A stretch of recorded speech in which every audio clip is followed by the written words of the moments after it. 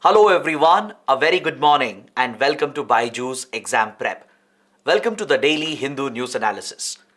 Before we begin, we have an important announcement. As you can see in the ticker below, the free trial access campaign is going on where you can enjoy a 3-day free trial of all the classes that are available on the BYJU'S Exam Prep app. You can watch all the classes, the recorded lectures, and even attend the subject-based quiz. All you have to do is register using the link provided in the pinned comment. So please ensure that you take the full benefit of this free trial campaign. With this, let's begin with the analysis of today's The Hindu newspaper by looking at the articles we are going to cover today. I have chosen 4 important articles from the editorial and column section. We shall have a detailed discussion on these topics, largely from a mains point of view. And there are 4 more articles that are relevant for the prelims examination. So in total, we have 8 articles for today, and let's cover all of them comprehensively. So let's begin with this column on page number 6, written by Happymon Jacob. Happymon Jacob is a reputed strategic expert, professor of international relations, and he writes in this column regarding India's great power ambitions. The writer is talking about what kind of a global power should India be. As India is a rising global power today, as India plays a key role in global geopolitics, the writer is questioning what kind of a global power should India become.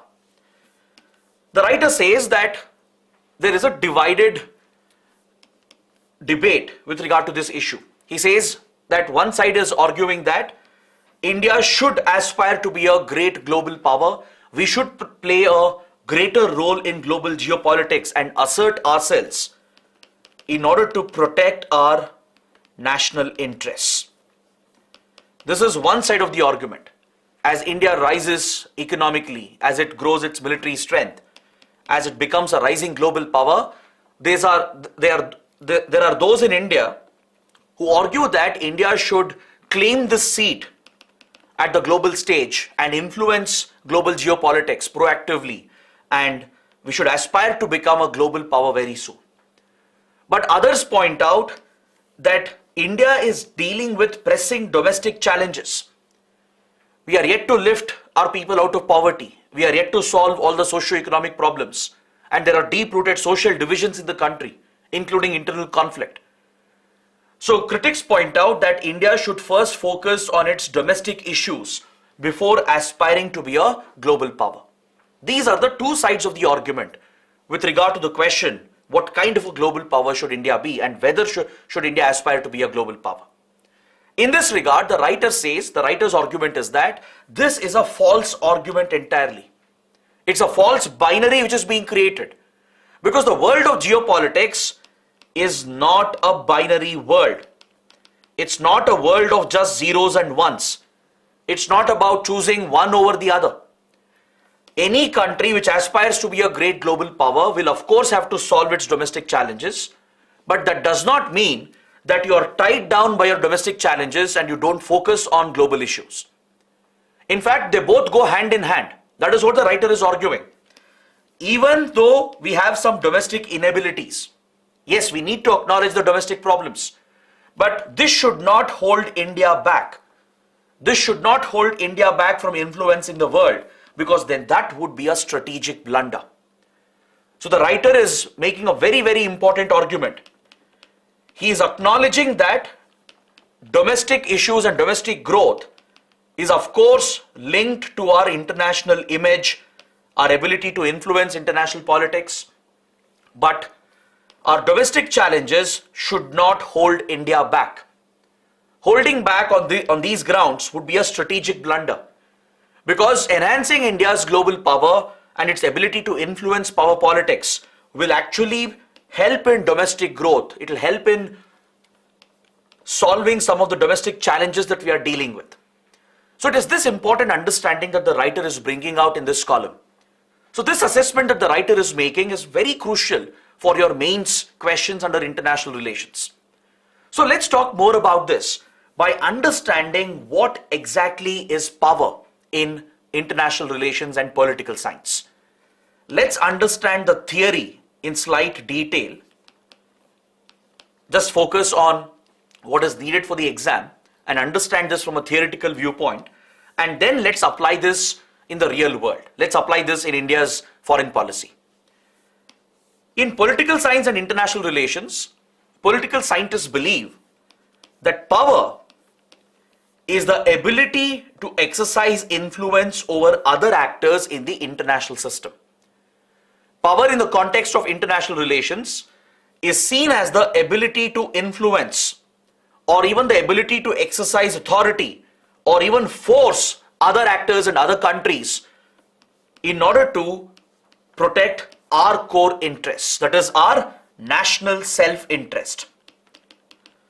So countries which have a strong economy, countries which have enough leverage, and countries which have strong militaries, they are able to exercise power in international relations, and they're able to influence other countries or exercise authority on other countries or force other actors to behave in a certain way in order to protect their core national interests. Because eventually foreign policy of any country is all about protecting their own national self-interests. This could be done in the form of coercion. You can use your influence, authority, and you can force others and coerce others to behave in a certain way. For example, by imposing sanctions, by imposing economic sanctions. Look at how the United States forces Iran to behave in a certain way by imposing sanctions on Iran, by imposing sanctions on Russia. This is a form of coercive diplomacy. Even India has engaged in coercive diplomacy, particularly against Pakistan. India also has tried to isolate Pakistan at the global level for its role in sponsoring terrorism against our country. India has even used the military option to punish Pakistan by carrying out surgical strikes and airstrikes following terror attacks that were traced back to Pakistan. So the usage of coercion through economic sanctions and military strength is a form of diplomacy. It's a form of exercising power in international relations. Other than coercion, you can attract your partners. This is another form of exercise of power. You can attract other countries and actors to protect your national interests by giving incentives to them, by incentivizing them. For example, India makes large investments in other countries. We give financial assistance to others. We have given $4 billion worth of assistance to Sri Lanka. So that is a way of attracting Sri Lanka, incentivizing Sri Lanka to work closely with India, to influence Sri Lanka to protect India's national interests. This also involves an element of cooperation and competition as well. In power politics, it's not just about coercion or attraction, it's also about cooperation with like-minded partners, like how India, Japan cooperate to stabilize the Indo-Pacific, like how India, Australia are cooperating with each other to address some of the global issues. This could also involve an element of competition, where countries might be working together, but there is an element of competition between two powers. Like how India, US are close partners, they work with each other, they cooperate with each other, but India, US also have competition in certain areas. Or you might be competing with your strategic rivals. For example, the India-China competition and strategic rivalry. So all these are different aspects of influence in power politics. When a country is exercising power in international relations, either to influence or exercise authority or to force, it could be done through coercion, through attraction, cooperation and competition. There are different tools available in diplomacy to achieve this. As I told you, you can use force, like how US invaded Afghanistan to topple the Taliban government and target Al-Qaeda and terrorism following the 9/11 attacks. That is an example of use of force. Or how India carried out surgical strikes and airstrikes to punish Pakistan following terror attacks. The usage of economic strength, imposing economic sanctions, exercising economic pressure, or cultivating diplomacy, focusing on diplomatic negotiations to build close relations and attracting other countries by giving them incentives, by promising investments, by assisting them in their growth and development, or by leveraging cultural ties and cultural heritage. Or it also involves an element of cooperation or competition. So these are the ways in which a country can influence and exercise authority in international relations, and there are different tools available in diplomacy to do that. So this essentially is the display of power in international relations. This is the exercise of power politics in global geopolitics. Now when it comes to the exercise of power, there are two types of power that a country exercises. It is either hard power or soft power. Hard power refers to coercion. It essentially refers to coercive diplomacy. In hard power, a country is relying on its economic strength and military strength to force other countries and punish other countries to change their behavior. So use of military force, carrying out covert operations to destabilize another country, or imposing economic sanctions to punish the country economically. All these are examples of coercive diplomacy, and it's an example of projection of hard power in diplomacy. Whereas soft power projection relies on building attractiveness. It relies on creating incentives. It relies on building cooperation. So promoting cultural ties, providing investments, providing financial assistance. All these are examples of soft power diplomacy. India leverages its cultural heritage. We focus on our Buddhist heritage to build ties with many Asian countries where Buddhism is widely popular. We leverage our Hindu heritage, Islamic heritage with various countries in order to build our cultural ties and gain influence in other countries. We work closely with the Indian diaspora and the Indian community to influence the other governments. So all these are examples of soft power diplomacy. Also the investments we make in another country, the assistance we provide to other countries, they are all examples of soft power engagement. So any country which is exercising power in international relations will usually rely on both types of power, both hard power and soft power. India uses a fine mix of hard power and soft power to protect its national interests. So now that you have understood power and power politics and geopolitics, let's focus on the writer's argument. Let's take a look at what the writer is bringing out. The writer is asking, what kind of power should India become? The kind of power that India would become will not only define the future of the world, but it will also determine the fate and destiny of the 1.4 billion citizens of the country. Because foreign policy not just has an external impact, it also has a domestic impact.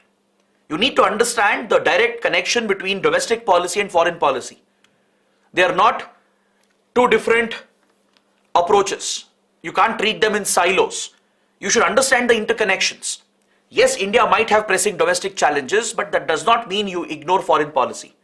At the same time, foreign policy, if it is not rooted in domestic reality, even that kind of foreign policy will not serve the core national interests of the country. So the government of the day has to ensure that the domestic interests are kept in mind while driving foreign policy, while pushing India to become a global power. Writer says ignoring or dismissing the global consequences of a rising India is unwise for the rest of the world. Rest of the world knows that India is a rising global power. In terms of its economic strength, military strength and influence, India is a rising global power, and the rest of the countries acknowledge that. Any country not recognizing this, they would be shooting themselves in the foot. At the same time, the Indian government should be mindful of the domestic limitations, the limitations within our country which could hamper our foreign influence and foreign power. This is something that should be kept in mind while projecting India's foreign policy influence. So to substantiate this argument, the writer gives a very good comparison of how India was in 1991 and where does India stand today in 2023. Just let me take you through this so that you can understand what the writer is pointing out. The writer says that in 1990s, India was going through a very difficult period, both domestically and externally. Because as far as foreign policy and geopolitics was concerned, 1991 was a turning point. The Cold War had come to an end with the collapse of the Soviet Union. So India had lost a strategic partner and a close friend. And our hostile relations with the US was continuing, particularly over our nuclear weapons program. Our tensions with Pakistan increased consistently in the 1990s because of the nuclear arms race between the two and the constant pressure from the US on India. Also, this was a period where Pakistan was actively sponsoring terrorism against India, particularly in Jammu and Kashmir. Insurgency and terrorism in Kashmir had hit its peak in the 1990s, followed by large-scale poverty in the country. And more importantly, India was going through a financial and economic crisis. India was facing the BOP crisis, or balance of payments crisis, in 1991, where we had run out of foreign exchange reserves. We didn't have enough reserves left to continue our imports. So India was dealing with very grave domestic challenges, both economic and social challenges, and there were serious foreign policy challenges as well. But today, in the last 3 decades or so, India has made tremendous progress thanks to the efforts of all the subsequent governments. Be it the Narasimha Rao government, the few coalition governments we had, the Vajpayee administration, the Manmohan Singh government, and now the Prime Minister Narendra Modi government. All the subsequent governments have made sufficient efforts to initiate economic reforms.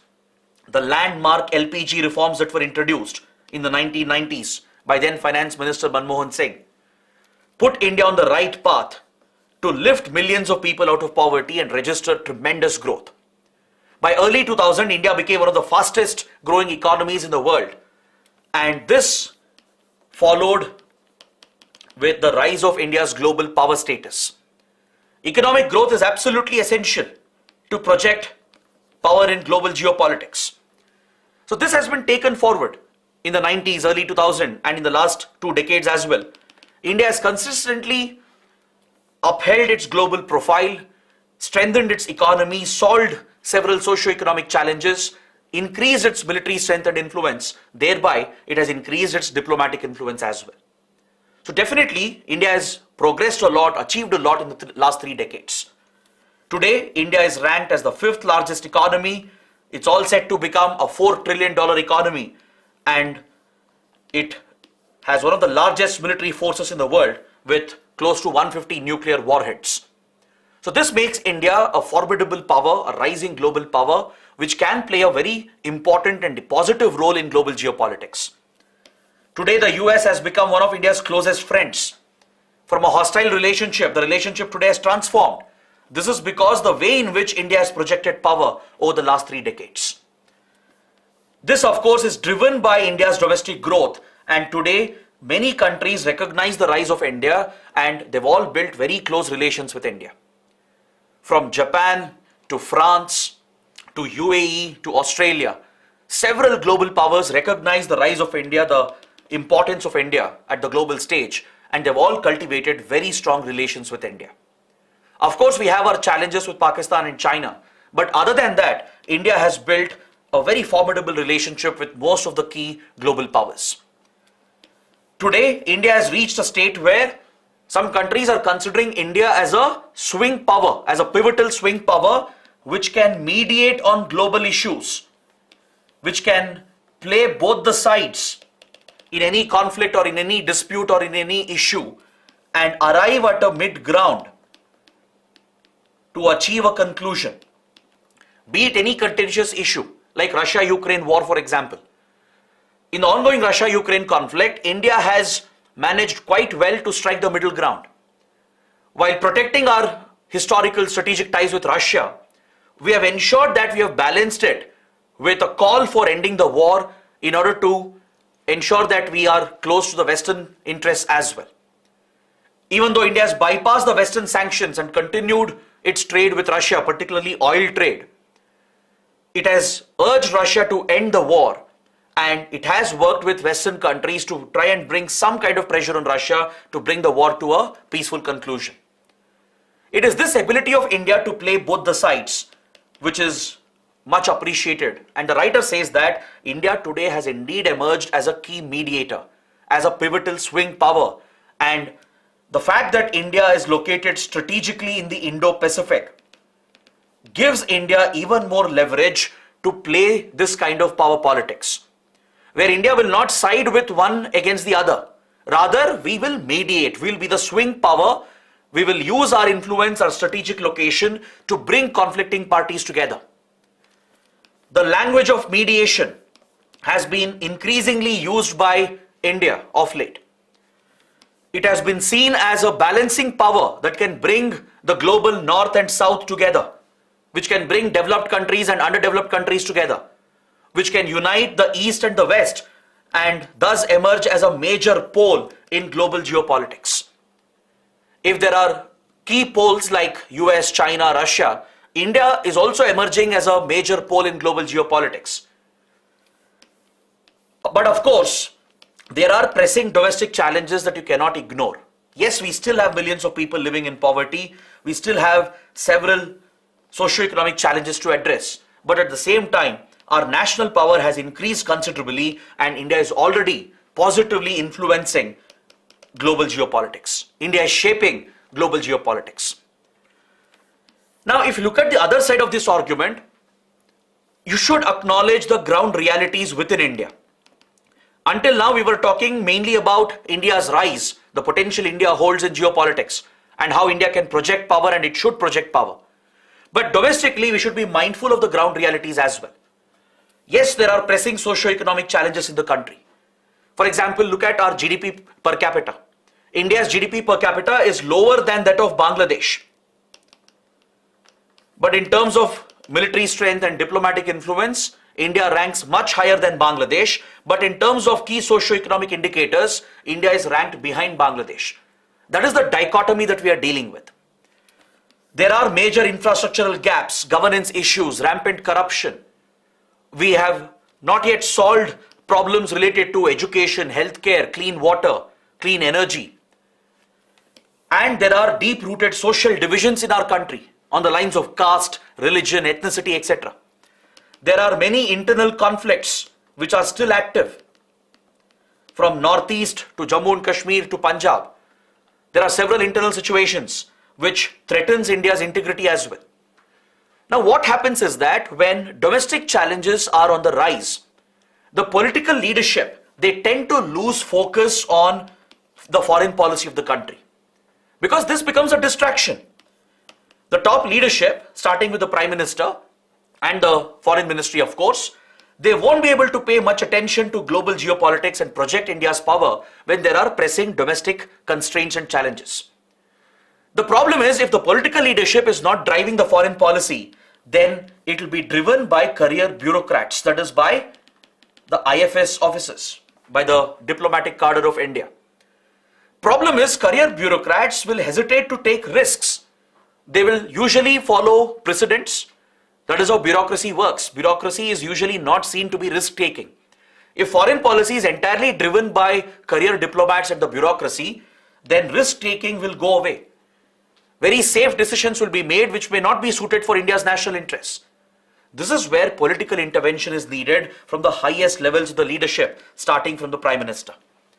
So while addressing the domestic challenges, we should prioritize the country's foreign policy as well.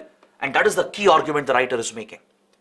Because in today's world, if you do not play a role in making the rules and in shaping the rules, rules will be simply enforced upon you. See, there are many pressing issues in the world. It could be non-proliferation of nuclear weapons, World Trade Organization and trade-related issues, or climate change negotiations.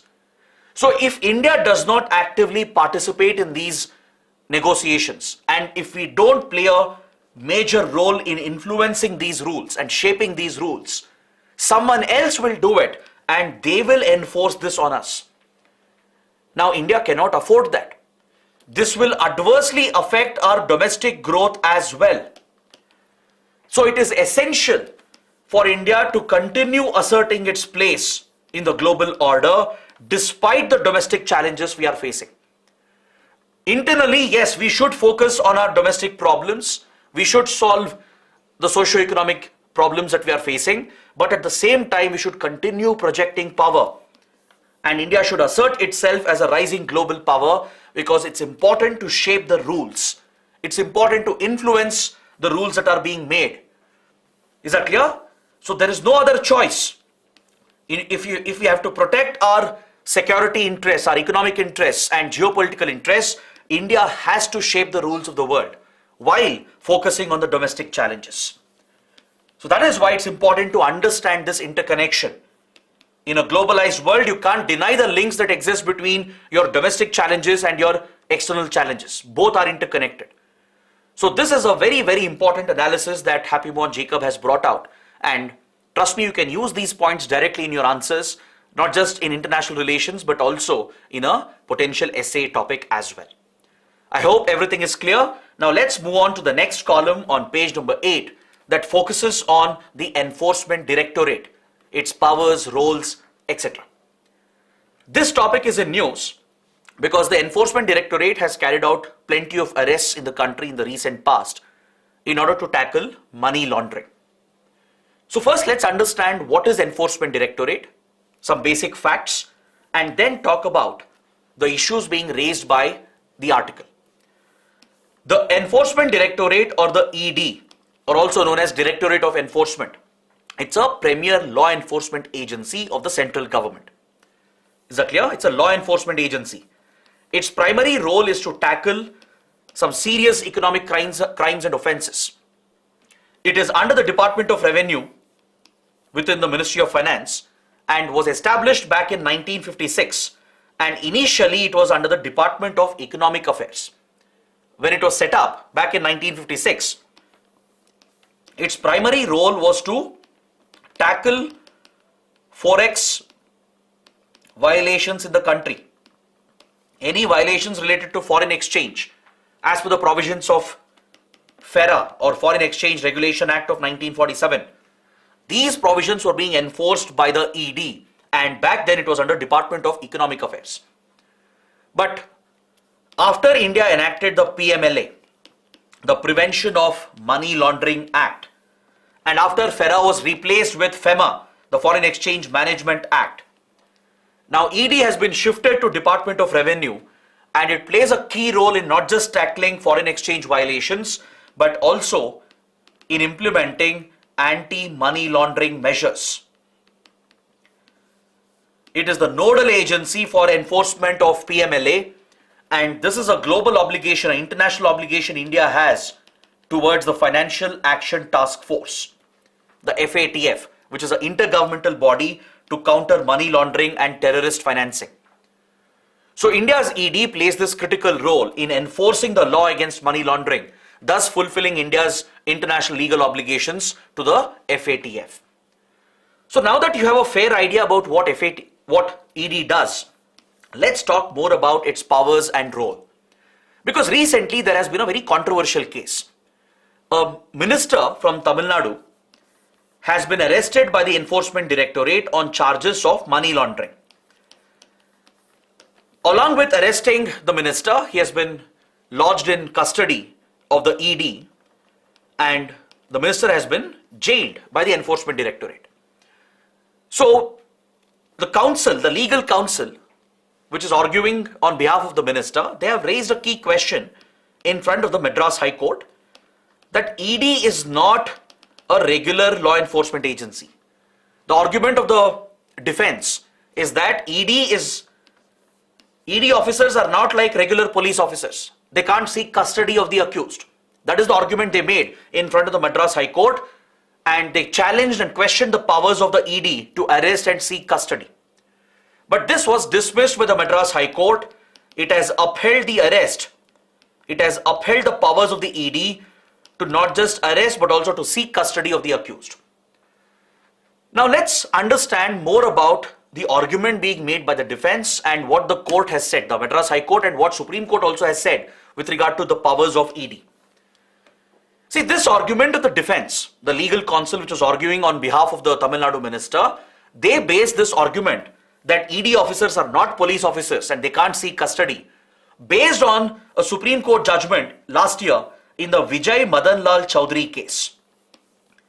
With regard to powers of ED, this is a landmark case. In this case, the Supreme Court laid out the powers and upheld the powers of the Enforcement Directorate. Is that clear? So while passing this ruling, the Supreme Court had observed that ED officers are not police officers as per the law. This was one of the observations made with the Supreme Court in the Vijay Madan Lal Chowdhury case of last year. Based on this observation of the Supreme Court, the defense counsel representing the Tamil Nadu minister argued that ED officers are not police officers and they can't seek custody of the minister. But this was dismissed by the Madras High Court correctly, because in the Vijay Madan Lal Chowdhury case, the Supreme Court said ED officers are not police officers in a particular context. It was not just a general observation. It was in a particular context that this statement was made with the Supreme Court. The only reason why Supreme Court said that ED officers are not police officers is because in the context of the CRPC, the Criminal Procedure Code, if statements are given by the accused to ED officers, then it is not admissible as evidence under the CRPC. But statements given under provisions of PMLA is admissible evidence in a court of law, because ED primarily draws its powers through the PMLA. It's in this specific context the Supreme Court had said that ED officers are not like your regular police officers. Because under the PMLA, along with the power to arrest, seek custody and confiscate property and attach property, ED also has the powers to enforce certain standards on the banking and financial institutions. Through the PMLA, record keeping standards, accounting standards can be enforced on the banking and financial system to keep a check on money laundering within the economy. So this is not a police function essentially. So it was in this specific context that the Supreme Court had said that ED officers are not like regular police officers. With regard to provisions under CRPC, if the accused is giving statements, it is not admissible as evidence as per the CRPC is concerned, because ED officers are not police officers according to CRPC. But according to PMLA, ED being an investigating law enforcement agency, ED has every power to arrest and seek custody of the accused, and statements they give is admissible as evidence in a court of law. This was the observation the Supreme Court had made, but the defense counsel was trying to twist the argument. So correctly, the Madras High Court has dismissed this argument and upheld the powers of ED to arrest the accused and seek their custody. Section 65 of PMLA says that provisions of CRPC shall apply to ED as long as they are not inconsistent with PMLA. Provisions of CRPC, the powers through CRPC, will be derived by ED as well, as long as it is not inconsistent with PMLA. So wherever PMLA empowers the ED to exercise the powers of arrest, the power to confiscate property, seek custody, even if it's under the CRPC's domain, if it is empowered by the PMLA, then ED has those powers. The Supreme Court has been very clear in the landmark Vijay Madan Lal Chowdhury case. It has said that ED indeed has the powers to arrest, seek custody of the accused, even confiscate the property, confiscate the proceeds of the crime, the proceeds of money laundering, and attach the property to the ongoing case. ED also has the powers to search for evidence and even seize any evidence that it finds. These are the tremendous powers that ED enjoys through the Prevention of Money Laundering Act. Is that clear? I'll repeat this point.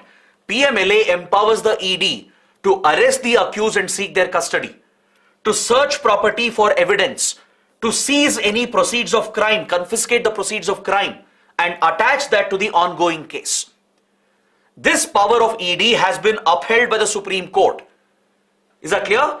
Even under CRPC, ED will have powers as long as the provisions are consistent with PMLA. But anything other than this, of course, ED will not have jurisdiction. Now, ED can't look into cases related to, let's say, just robbery or theft or murder. Those powers are not exercised by ED. In that context of CRPC, ED officers are not police officers. Their mandate is to tackle money laundering, tackle terror financing, enforce PMLA, enforce accounting standards, record keeping standards on banks and financial institutions. So with regard to PMLA provisions, ED officers are indeed part of an investigating agency and a law enforcement agency. Section 19 of PMLA lays down the manner in which the arrest can be carried out. This has been upheld as constitutional and legal by the Supreme Court. Is that clear? But however, there has been some concern. Critics have pointed out that these powers given through PMLA has given a blanket authority to ED to carry out arrests, to seize property and search property even without a warrant. This has been a criticism. A concern has always been there that ED might abuse and misuse these powers on behalf of the ruling party at the center, because PMLA is giving extraordinary powers to the ED, just like powers are given to a police organization. But Supreme Court has said these provisions are constitutional because there are checks and balances, there are safeguards built into the law, and the judiciary is always present to check any abuse or misuse of power by the ED.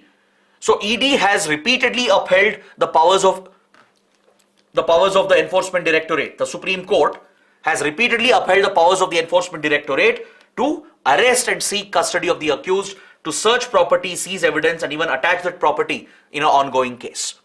Is that clear? So please be clear regarding the powers of ED and the role of ED as far as tackling money laundering is concerned. Now we move on to the next article on page 18, in the last page of the online edition. The Hindu carries an article regarding climate action and the Paris goals laid down under the Paris Agreement of the Climate Change Convention. So let's see what the article is talking about. This article is mainly focused on the target laid out under the Paris Agreement.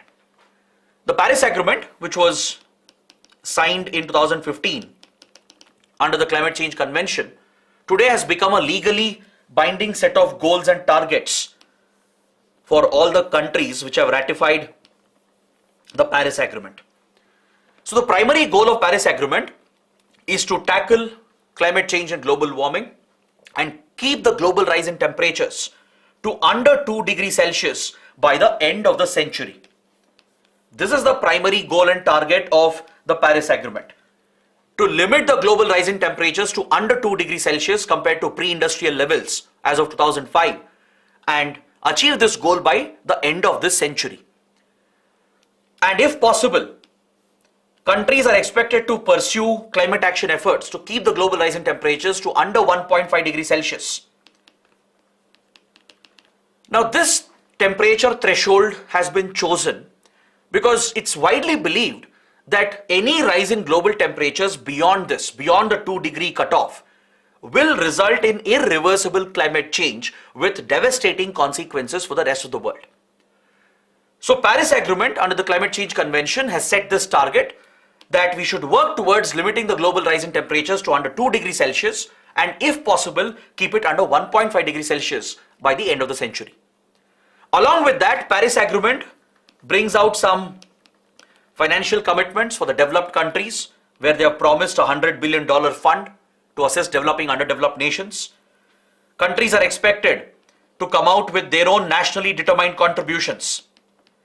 Paris Agreement is not prescribing the targets, unlike Kyoto Protocol, the previous climate change agreement. Paris Agreement is leaving this to the countries to decide their voluntary nationally determined contributions or intended nationally determined contributions.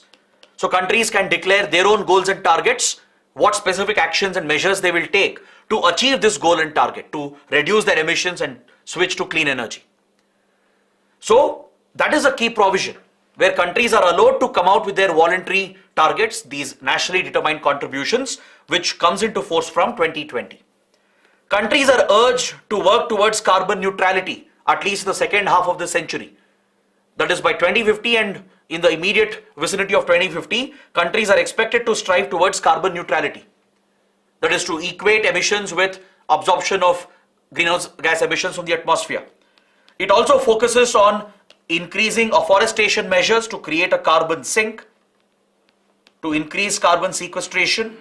It prioritizes the adoption of clean renewable energy to reduce our dependency on fossil fuels, and also talks about climate damage, that is loss and damage, where low-income countries and small countries face the bigger impact of disasters and extreme weather events, and developed countries, which are historically responsible for emissions, are held accountable to pay for the loss and damages which is being incurred by the smaller countries.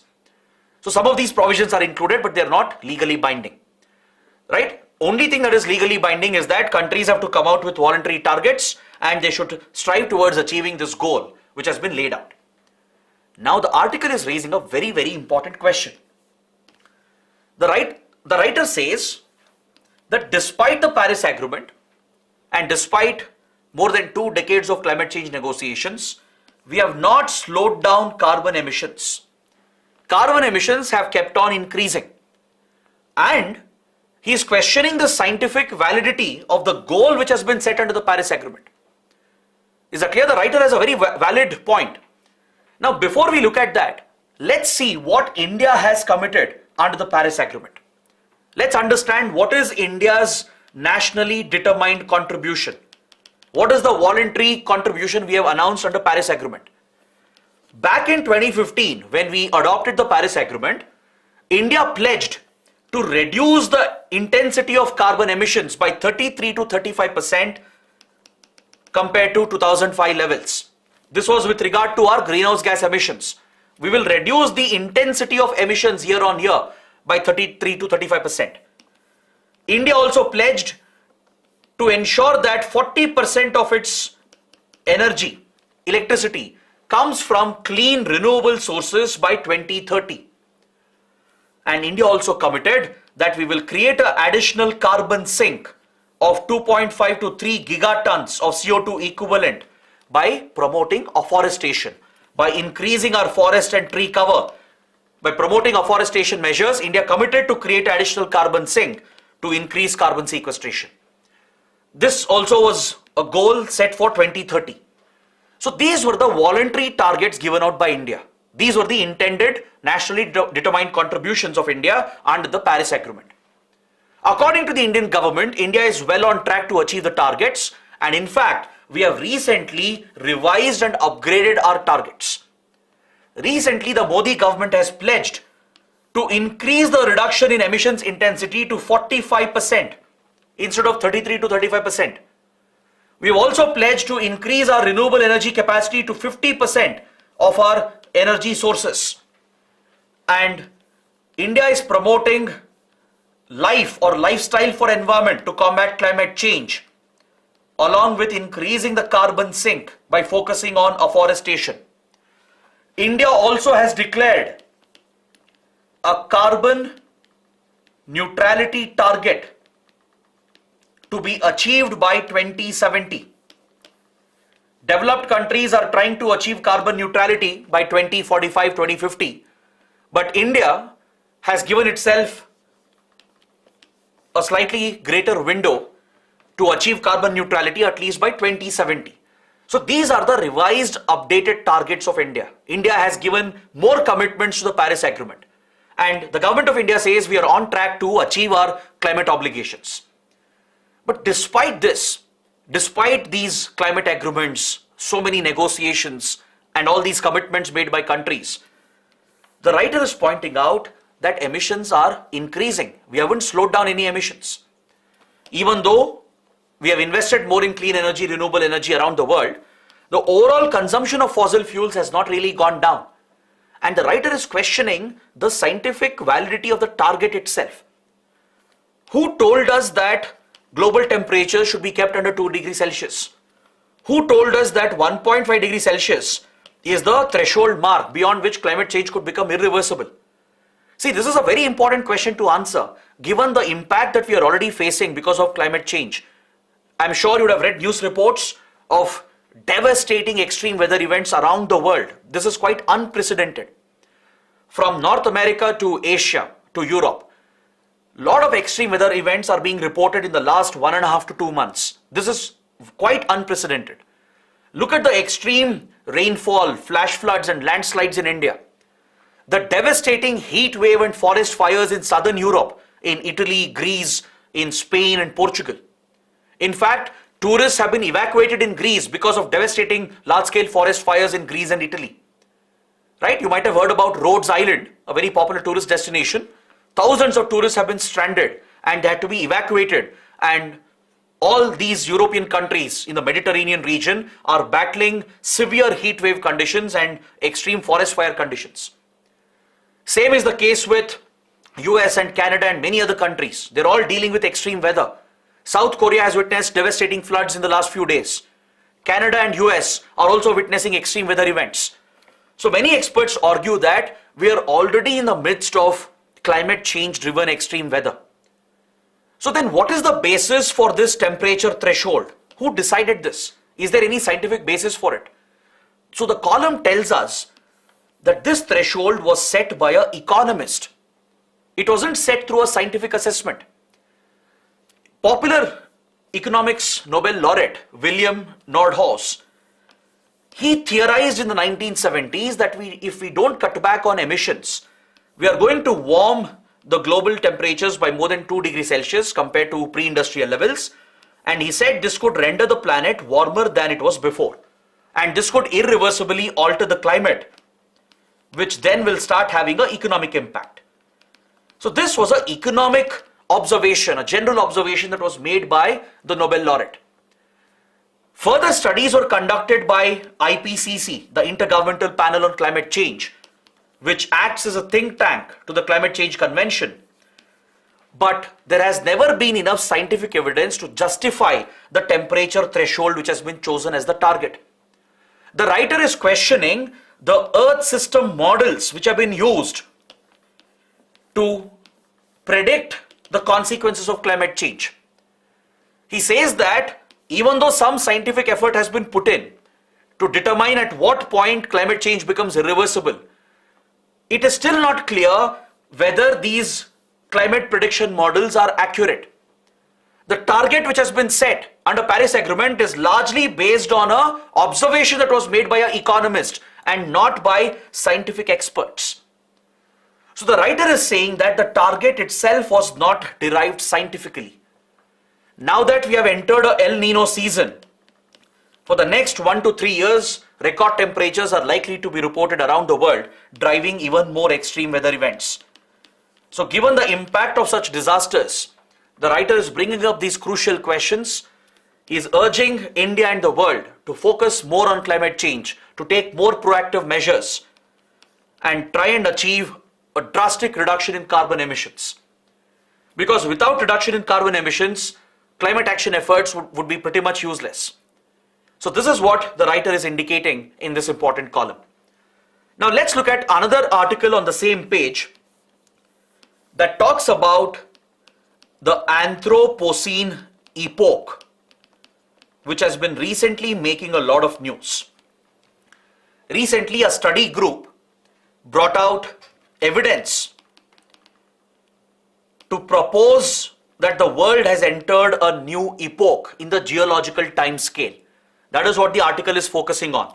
The article is talking about the geological time scale through which we divide the lifespan of the earth into different periods and categories. So with regard to the geological time scale of the earth, few researchers have proposed a theory that we have entered a new epoch called Anthropocene epoch, which according to them begins from 1950. And they have found credible geological evidence to point out the new epoch that we have entered. Alright, this was recently published by the Anthropocene Working Group. They found evidence in Canada, in the Ontario Lake region, at the Crawford Lake. At the bottom of the Crawford Lake, they found sediments which was contaminated with plutonium, radioactive plutonium, which is a man-made radioactive substance, a byproduct of nuclear weapon testing. So radioactive plutonium has embedded itself into Earth's sediments and geology. So this evidence which was found out is evidence according to the researchers to highlight the start of the Anthropocene epoch, which according to them begins from 1950 onwards. See, several geologists and experts, they've all argued that we humans have had an irreversible impact on the ecosystem of the earth and the geology of the earth. Ever since industrial revolution began in 1800s, human activities have definitely contributed to changes in Earth's geology and ecosystem. We have radically altered the earth itself. So this is being proposed as a new geological epoch by geologists, scientists and researchers, as they have found evidence to show the permanent impact that we have had on the geology of the earth. The presence of plutonium samples in the sediments of the Crawford Lake is conclusive evidence, according to the researchers, to mark the beginning of the Anthropocene epoch. All right. Now let's understand a little more about the geological timeline. See, just like our lifespan is divided into birth, infancy, adolescence, teenage years, adulthood, old age, etc. Similarly, the earth also has a time scale which has been designed by geologists. To understand the evolution of the earth and the evolution of all the life forms, the division of the earth's lifespan into such timelines is very, very important. So geologists, paleontologists, and several other researchers and scientists, in order to better understand the planet and the past, they have divided the earth into this time scale, which is based on these 5 broad categories. You have eons, epochs, eras, periods, and ages. This is the division of the earth's time scale, the geological time scale. As of now, as of 2023, we are in the Phanerozoic eon, Cenozoic era, the Quaternary period, Holocene epoch, which began around 11,700 years ago, and we are in the Meghalayan age, named after India's Meghalaya, that roughly began around 4,200 years ago. Is that clear? You can see the depiction here to understand how the time scale is divided. You have eons, under which you have eras, periods, epochs, and ages. This is the division of the geological time scale, depicted through this infographic that you see here in the image. In fact, in many schools and colleges, you also have a timeline chart which is depicted. We call it the stratigraphy chart, which is approved by the International Commission on Stratigraphy. It shows the lifespan of the earth and the divisions into different time scales. So the International Commission on Stratigraphy is the official timekeeper of the geological time. Is that clear? So Earth, as we know, is around 4.5 to 4.6 billion years old. This is the lifespan of the Earth. All right. So based on significant happenings, based on important geological events, atmospheric events, climatic events, based on the emergence of important animals, plants, etc., these are treated as milestones. And based on this, the geological time scale is divided into these different periods by geologists and experts. For example, the emergence of dinosaurs, the extinction of dinosaurs, continental shift, the emergence of the ice age, right? The emergence of warmer conditions following the ice age. So all these are key climatic events, geological shifts, and evolutionary shifts which act as a milestone to mark the different periods in the geological time scale. So currently we are in the Holocene epoch that began 11,700 years ago, that led to a dramatic warming of the Earth's atmosphere and the seas and the oceans following the Ice Age period. This is what made the current life forms possible. We are currently in the Meghalayan age within the Holocene epoch, because this was marked by a destructive drought that destroyed multiple civilizations, ancient civilizations around the world. The Indus Valley civilization, the Egyptian civilization, other ancient civilizations in Greece, in the Yangtze River Valley of today's China, in Mesopotamia, Palestine, Syria, Greece. All these ancient civilizations were wiped out by a destructive drought that swept the earth around 4,200 years ago. This marks the beginning of the Meghalayan age, and it's named after India's Meghalaya because the fossil evidence, the geological evidence to prove this, was found in Meghalaya. Is that clear? So now the Anthropocene research group has proposed that we have entered the Anthropocene epoch, as we have found evidence to show the radical shift in Earth's geology because of human activities. Anthro refers to human influence or human activities. So since Industrial Revolution, we humans have significantly altered the Earth's ecosystems, and we have had a permanent impact on Earth's geology. So the term Anthropocene was coined by Paul Crutzen, a Nobel laureate, and biologist Eugene Stromer in 2000. Based on this theory, researchers were working to find geological evidence, and now at the bottom of the Crawford Lake in Canada, radioactive plutonium traces have been found in the sediments, indicating that we humans have permanently changed the geology of the earth. So they have proposed that this should be designated as the Anthropocene epoch starting from 1950. Is that clear? This is what you should understand. With this, I complete the detailed discussion of all the big articles, and now we head towards the prelim section, where we quickly take a look at the smaller articles in today's newspaper. On page number 1, it has been reported that the NIA, the National Investigation Agency, which is the primary anti-terror law enforcement agency of the country, it has filed a charge sheet against few Khalistan terrorists.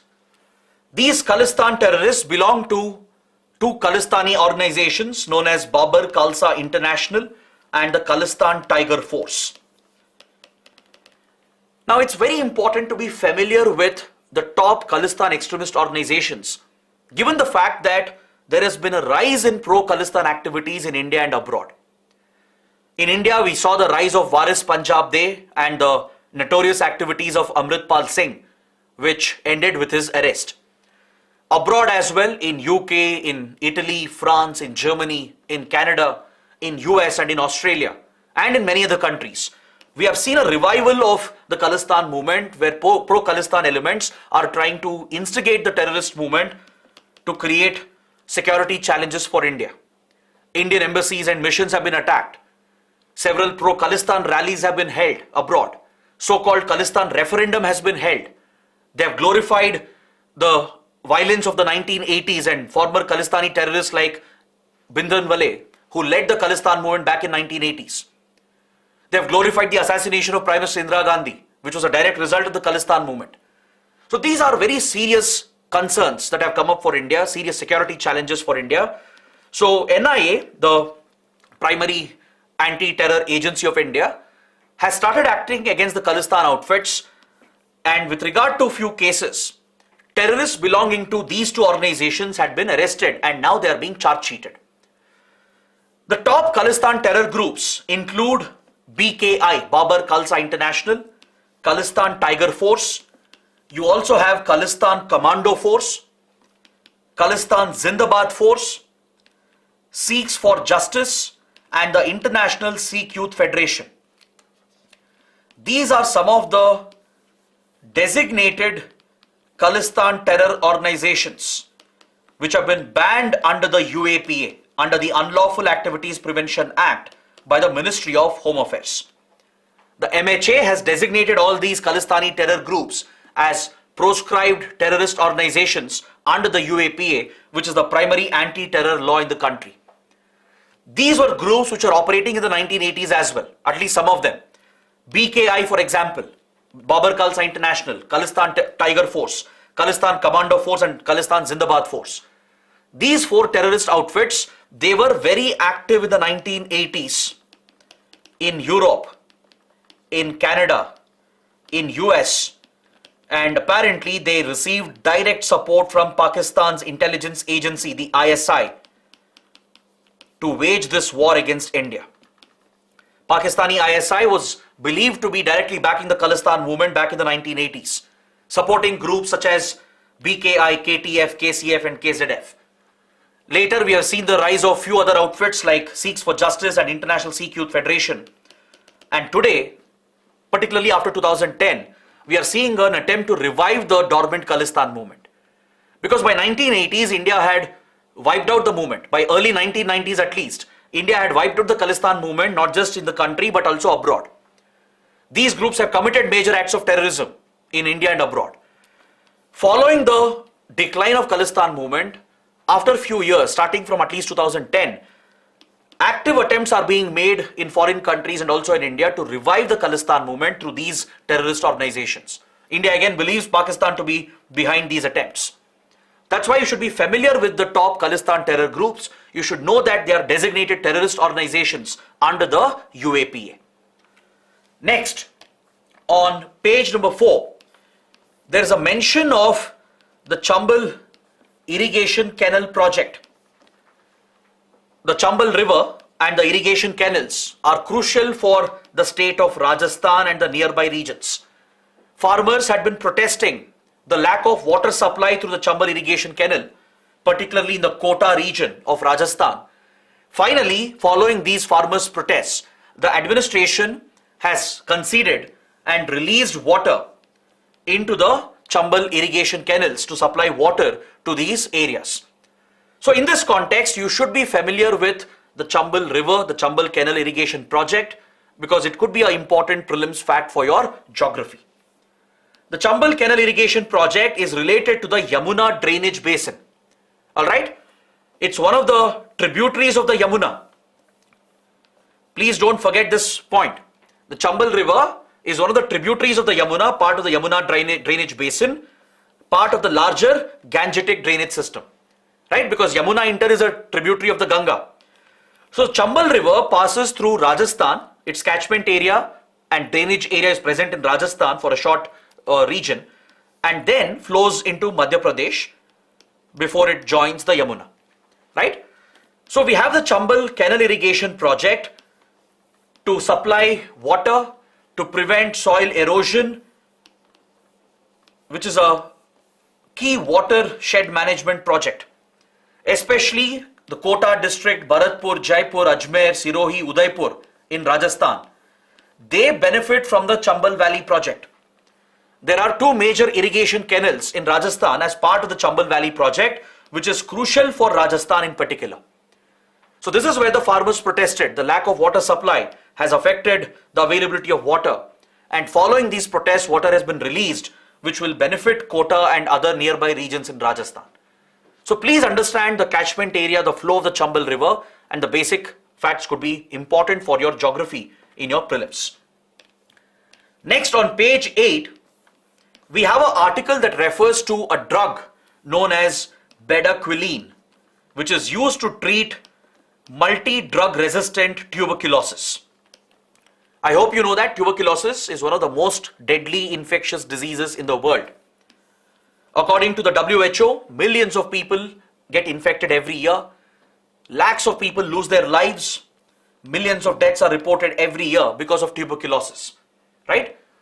So please find out which pathogen causes tuberculosis. That's a small exercise I'm giving you. Find out the pathogen responsible for tuberculosis and mention that in the comments below. So tuberculosis, which is a highly contagious infectious disease responsible for millions of deaths in the world, has become a huge burden for countries like India. Particularly developing nations, underdeveloped countries, they face a bigger burden of tuberculosis. So to treat tuberculosis, there are plenty of drugs available, but problem is the rise of multi-drug resistant TB because of drug abuse, abuse of antibiotics, and self-prescription by people, where people consume drugs on their own. Multi-drug resistance has built up, and first line of drugs that were available to treat TB are becoming useless because the pathogen and the human body itself has evolved, mutated to build drug resistance against the first line of defense. So more stronger drugs in the second line of defense are being deployed, and there is one very popular drug called Bedaquiline developed by J&J, Johnson & Johnson.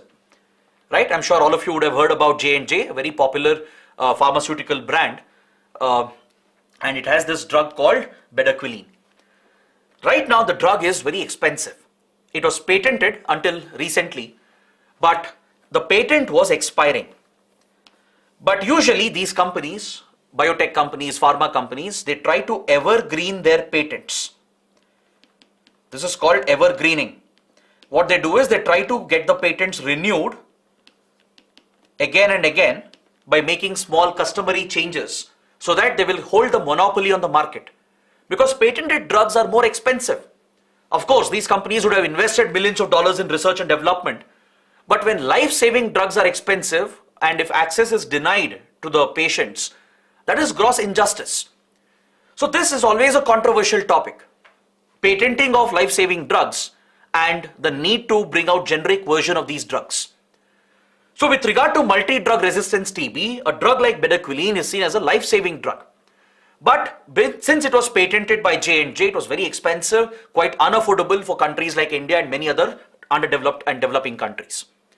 So J&J was trying to evergreen the patent. It was trying for a renewal. It has even got a renewal in many other countries. In several low-income countries, middle-income countries, which are suffering from TB and multi-drug resistant TB, they have renewed the patent. But thankfully, due to a landmark petition in India, the patent has been rejected for Bedaquiline as far as India is concerned. Few TB patients and an organization, they fought this battle, legal battle, and they have ensured that the Indian Patent Office rejects the patent renewal application, thereby allowing Indian companies, Indian pharmaceutical firms to produce generic versions of Bedaquiline. This will bring down the price of the drug in the coming days. It will make it cheaper to access the treatment for treating multi-drug resistant TB. Is that clear? See, WHO has an initiative known as Global Drug Facility. Through this, WHO promotes the generic version of patented drugs to make it cheaper and more accessible and affordable.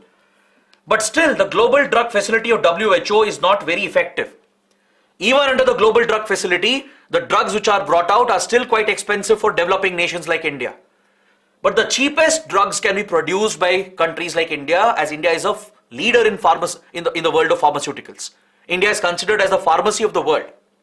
Indian generic producers can produce cheap and reliable drugs which can become a lifeline for countries like India and many other poor countries. So in that regard, this landmark case is very, very important. Due to this petition in India, the patent for J&J has been rejected, the patent renewal has been rejected, which will allow Indian pharma companies to produce generic version of Bedaquiline, which will bring down the prices and it will help many other countries as well. So that is the key development you should note. Coming to the last article, on page 11, we have a very, very important article related to cybersecurity. India's CERT-In, Computer Emergency Response Team India, has issued a caution regarding a new ransomware which has hit the cyberspace called Akira. Akira is the name of a new type of ransomware which is taking over the cyber domain and poses a credible threat for the Indian cyberspace as well. So CERT-In has issued a warning. It has raised an alert because Computer Emergency Response Team India is the nodal agency to deal with cyber security in the country. Is that clear? It functions under the Ministry of Electronics and Information Technology. It draws its powers from the IT Act, and it is primarily responsible for issuing early warning by monitoring the global cyberspace for such threats. So according to its mandate and powers, CERT-In has flagged Akira ransomware as an emerging threat, and this ransomware can target both Windows and Linux based operating systems. Alright, and it not only encrypts data like a regular ransomware, it also steals personal information, thereby causing double extortion of the victims. Now, to understand this statement, you should know what exactly is a ransomware. See, ransomware is a type of a malware. Malware is nothing but malicious software. A software designed with a malicious intention, with the intention to hack into a system, to gain illegal access to a system or a network, to steal information or to spy or to withhold access or gain remote access over a particular system or network. So malwares are what enables cyber attackers to carry out these hacks. Right? Today cyber attacks have become a major security threat. And one type of malware is ransomware. It's a malware which is designed to encrypt all the data on the targeted system and it locks the system. So a system targeted with a ransomware attack will get locked away and the user cannot access their system. All the data shall be encrypted. Now the user will be threatened to pay a ransom if they want access back to their system and data, they have to pay the attacker a ransom that they are demanding, which they usually demand in cryptocurrencies.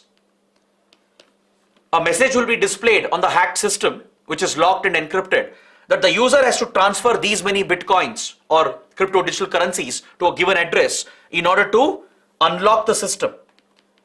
All right. If the user tries to break the encryption, the malware will automatically erase all the data. Now, big corporations, institutions, companies cannot afford to lose critical data. Imagine a oil company, or let's say a food processing company, or a government institution, or a hospital. They can't afford to lose such critical data. So they are forced to pay the ransom to the attacker to get the key through which they can unlock the system and remove the encryption. This type of attack, where data of the user is held ransom, where the system itself is locked, encrypted and held to ransom, is called a ransomware attack. In fact, it's become the most popular form of attack. It's the most rising cyber incident in the world in the last few years. We have seen many major ransomware incidents such as WannaCry and Petya. These are some popular ransomwares which we have heard about in the recent past. Alright, WannaCry caused a lot of damage around the world. Petya and NotPetya, even these were ransomwares believed to be of Russian origin, targeting Ukrainian critical systems, locking up the systems and extracting ransom from them. So now there is a new type of a ransomware called Akira, and it is slightly different from a regular ransomware. Because regularly ransomwares don't steal information. They simply encrypt the data, lock the system, then threaten the victim and extract a ransom from them. That is how it works. But Akira is designed not just to encrypt the data and lock the system, but also to steal the information, so that victims can be extracted twice. The attackers can force the victim to pay again, not just to unlock the system, but also to get control of the data back, to get the information back, to protect their data privacy. So Akira is an emerging threat as far as cybersecurity is concerned, and it has been flagged by CERT-In. So with this, I conclude my discussion of today's The Hindu newspaper. I hope you guys have understood all the articles. So please take up the mains practice questions. It's based on what we have discussed. So I expect you guys to write an answer and post that in the answer writing portal, for which link is given in the description box below. Also, don't forget, head to our Telegram channel. We have a quiz on these topics. It will help you revise these articles. So if you liked the session, do support us by liking the video, by sharing your comments, and by subscribing to the channel. So that is it from my side. I'll see you tomorrow. Thanks for watching. Till then, have a good day.